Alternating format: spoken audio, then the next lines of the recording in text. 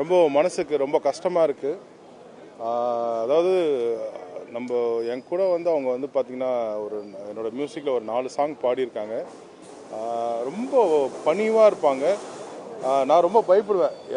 Ma'am வந்து பார்த்திங்கன்னா சாரோட டாட்டர்னால ரொம்ப பயந்து தான் ஒர்க்கு கேட்பேன். அவங்க வந்து என்கிட்ட ஃபஸ்ட்டு வரும்போது பயப்படாதீங்க, என்னை பார்த்து ஃப்ரீயாக ஒர்க் பண்ணுங்கள், சாங் நல்லா வரணும்னு சொல்லிட்டு ரொம்ப பெஸ்ட்டாக வர வரைக்கும் பாடுவாங்க.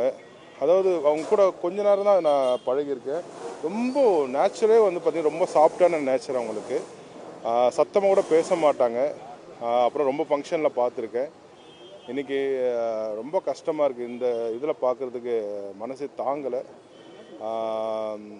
எக்ஸலன்ட் சிங்கர் அவங்க. அதாவது ஒரு குரல் வந்து இவங்கள மாதிரி இருக்குது அவங்கள மாதிரி இருக்குன்னு சில பேர் சொல்லுவோம். பட் பவதாரணி மேம் பார்த்திங்கன்னா அவங்க குரல் மாதிரி யாருக்குமே இருக்காது. ஒரு ரொம்ப மென்மையான குரல்னு சொல்லுவாங்க. நேஷ்னல் அவார்டு வின்னர், ரொம்ப பாடல்கள் ஹிட் பாடல் பாடியிருக்காங்க. அந்த குரல் இப்போது உலகம் போலாம் ஒழிச்சாலும் பார்த்திங்கன்னா அவங்க இல்லைன்றது மனசுக்கு கஷ்டமாக இருக்குது. எங்களாலே தாங்க முடியல. அவங்க பெற்றோர், சகோதரர்கள், உறவினர்கள் எப்படி தாங்க போகிறாங்க தெரியல. கடவுள் எல்லாம் வல்ல இறைவன் வந்து அவங்களுக்கு நல்ல ஒரு ஆத்மா சாந்தி அடைய வேண்டிக்கிறேன். நான் என் சார்பிலையும் அப்பா சார்பிலையும் அனைத்து இசை குழுவின் சார்பாகவும் நான் வேண்டிக்கிறேன். நன்றி நன்றி.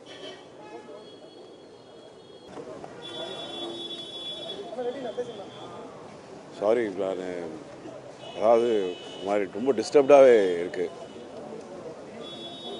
பல வருஷமாக நாங்கள் சேர்ந்து பயணம் பண்ணிகிட்ருக்கோம்.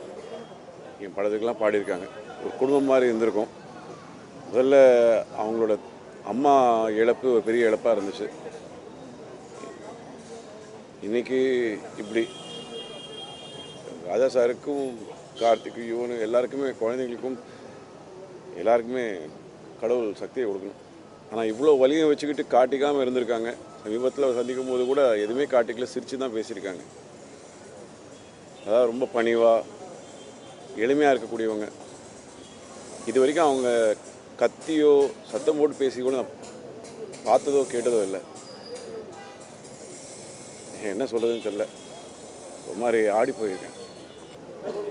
பவதாரனுடைய இழப்பு வந்து தாங்க முடியாத ஒரு இழப்பு. உண்மையிலே அமைதிக்கு மறுபேருன்னு சொன்னோம்னா, இப்போ அமைதிக்கு நம்ம அர்த்தம் சொல்ல முடியாது. அதுக்கு பதிலாக அமைதிக்கு வந்து பவதாரணின்னு சொன்னாலே அமைதியினுடைய முழு அர்த்தமே பவதாரணி தான். அவங்க பேசுகிறதும் சரி, பழகிறதும் சரி, அவங்க செயல் எல்லாமே வந்து அமைதியான ஒரு பேச்சியாக இருக்கும். இவங்களுக்கு வந்து தேசிய விருது 2000 வந்து பாரதி படத்துக்கு வந்து கிடைத்தது. அந்த தேசிய விருதினுடைய தேர்வு குழுவில் நானும் ஒருத்தராக இருந்தது எனக்கு ஒரு பெருமை. தென்னிந்தியாவிலிருந்து இருந்த தேர்வு குழுவில் வந்து உறுப்பினர்களில் 2 பேர் தென்னிந்தியாவில் இருந்து, அதில் நான் ஒருத்தர். அந்த படம் தேர்வு பெற்ற உடனே முதல் நான் ஃபோன் பண்ணி இளையராஜா சாருக்கு தான் சொன்னேன். அவர் அந்த மகிழ்ச்சி வந்து நான் பவதாரனோட பேச முடியல. அப்போது உண்மையிலே இப்போ வந்து அந்த மகிழ்ச்சி வந்து என்னால் என்றைக்கும் மறக்க பெருமையான ஒரு விஷயம். அதே போல் அலெக்சாண்டர் படத்தில் பவதாரணி, அதில் வந்து கார்த்திக் ராஜாவை வந்து பஞ்சு சார் வந்து அறிமுகப்படுத்துகிறார். அந்த படத்தினுடைய டைரக்டர் நான்.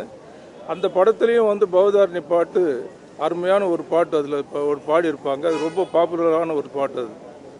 அதனால் வந்து அவங்களுடைய ஆன்மா சாந்தி அடைய எல்லாம் வல்ல இறைவனை வேண்டி விடைபெறுகிறேன்.